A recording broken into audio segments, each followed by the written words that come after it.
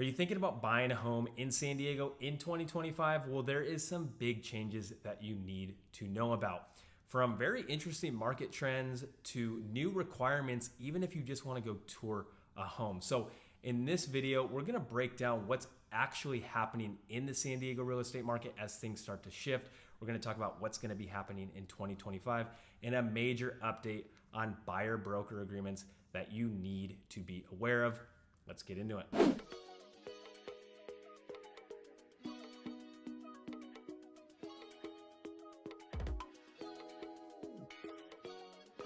By the way, my name is Nick, and you guys are reaching out all the time, and we love helping you guys out. So if you're thinking about making a move in or around San Diego, just shoot us a text, shoot us an email, or just straight up give us a call so we can help you save a ton of time and help you with your real estate goals right here in San Diego. Now, let's go ahead and just jump straight into the first thing that you're going to want to know about, which is the real estate market trends going into 2025. And as an individual that's helping buyers and sellers literally every day navigate this crazy market, even right now we have 4 deals under contract ranging anywhere from $600,000 all the way up to the low $3 million with buyers and sellers. So I want to give you exactly what I'm seeing happen in the market. And it's really, really interesting because we're in this little shift where we're actually seeing a lot of homes sit on the market for not just 2 weeks, 3 weeks, but sometimes a month before they even get an offer or go under contract, while other properties in zip codes, especially those really attractive homes that you guys are probably seeing,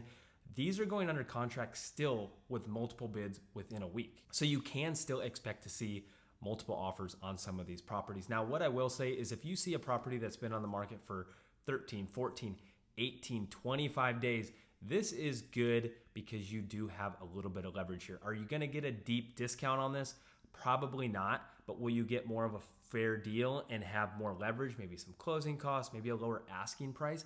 Yes, definitely. So these are the properties you want to look at if you're not ready to jump into something. But if you see a property that's the first weekend, open house, you went to the open house, there's a ton of people there.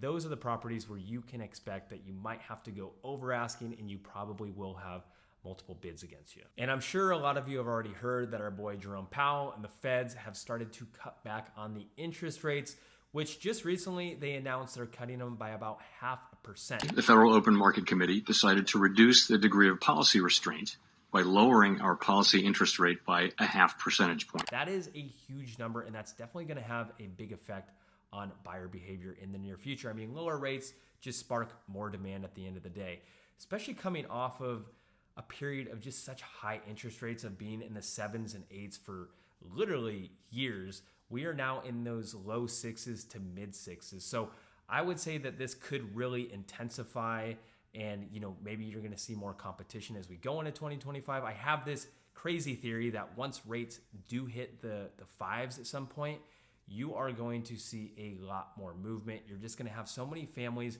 that want to either upsize or downsize. You have so many people out there that literally are just rate locked. They have this 3% rate that they're like, it doesn't make sense to go into a 7% rate. Especially a lot of growing families out there that need to upsize, and you have a ton of older empty nesters that live in these 3,500 square foot homes that are 2-story. The kids have moved out years ago. They just don't need it. They want to downsize. So I think once we get to the 5s, that's when you're going to start to see that big shift. Another trend we're seeing is the return of contingent offers. Now, contingent offer is when the buyer needs to sell their current home in order to purchase the next one.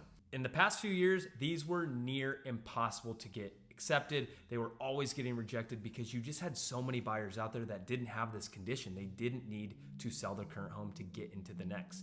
Now, as we move into 2025, the tables seem to be turning because there's more homes on the market and there's just slightly less pressure on the sellers. So we're really seeing these contingent offers being made. And the best news is they're actually getting accepted. And sometimes before the buyer even puts their house on the market. So guys, this is a great thing. This provides a ton of opportunity for people that want to upsize or even downsize. And just a quick reminder, as much as we love making these videos for you guys, we love helping you with your real estate needs just a little bit more. So don't be shy. Feel free to reach out. All of our information is right there down below. Now, the next thing you really need to expect is the changes in the buyer broker agreement. And this is one of the most significant changes to happen in the real estate world in a very, very long time. And I want to make it as clear as possible that nobody ever has been or is required to use a real estate agent when you're buying a house or even selling a house for the most part. You are not required to do that.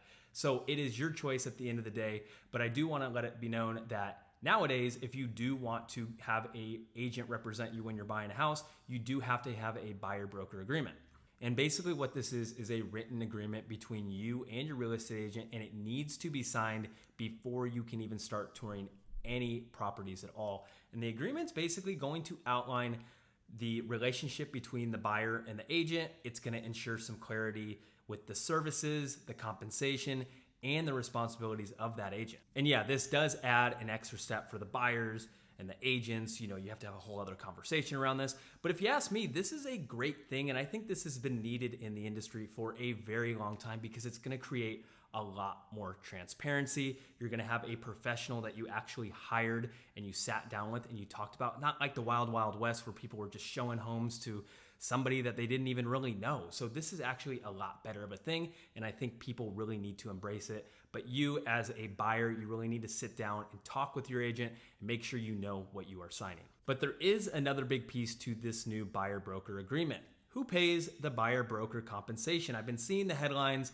and there's a lot of stuff out there saying that the buyers are now liable to pay their agent's compensation if they want to use one. The seller's not going to pay it. And that honestly is not entirely true.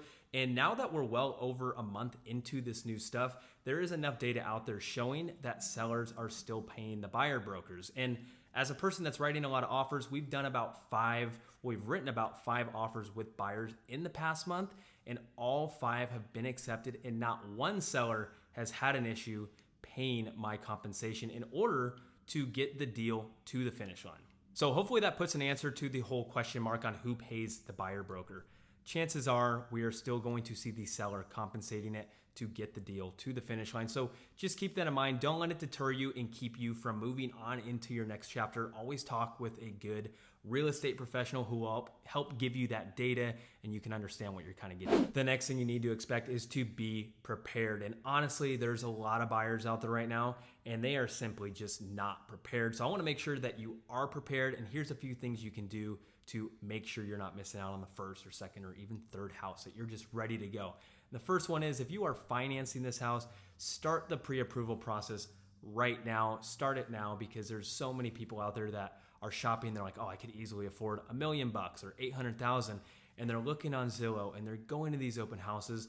And now they found the house they want and they go to start this approval process and they're like, oh my gosh, I cannot afford these monthly payments. There's no way. Now that all that they can afford is $750. When you're looking at $1 million homes and now you have to buy something for $750, trust me, the house does not look similar and it's definitely not in the same location. So it's a big bummer. So make sure you start that now because nowadays the loan process is a lot more strict and there's a lot more loopholes to really go through. So just make sure you're starting that process now so you actually know what your monthly payments look like upfront. Next, you really want to be working with an experienced San Diego real estate professional that really knows the area. You really don't need to use us. You can use whoever you want, but make sure you guys are vetting them and they are familiar with these new regulations and this rapidly changing market that's happening here in San Diego. Also, I feel like there's a lot of buyers out there that really just jump into wanting to buy a property without really researching the neighborhoods, knowing the schools, what makes certain neighborhoods a little bit better.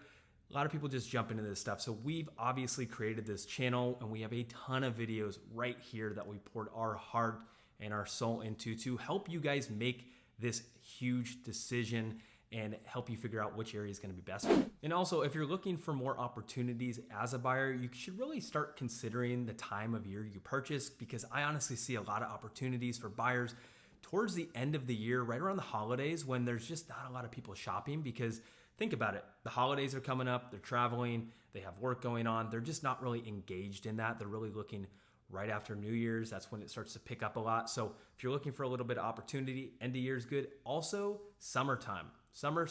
This is when everybody's traveling. The kids are out of school. So a lot of people just really don't have time to go look at a house. So you're going to have less of a buyer pool. So just consider that stuff. And now that you know kind of what to expect when buying a house in 2025, it is time for you to get prepared. And obviously, if you have any questions at all, that is what we are here for. This is our bread and butter, and we'd absolutely love to help you with your real estate goals here in San Diego. So feel free to reach out. All of our information is down below, and I have a couple other videos right here that'll probably be extremely helpful as well.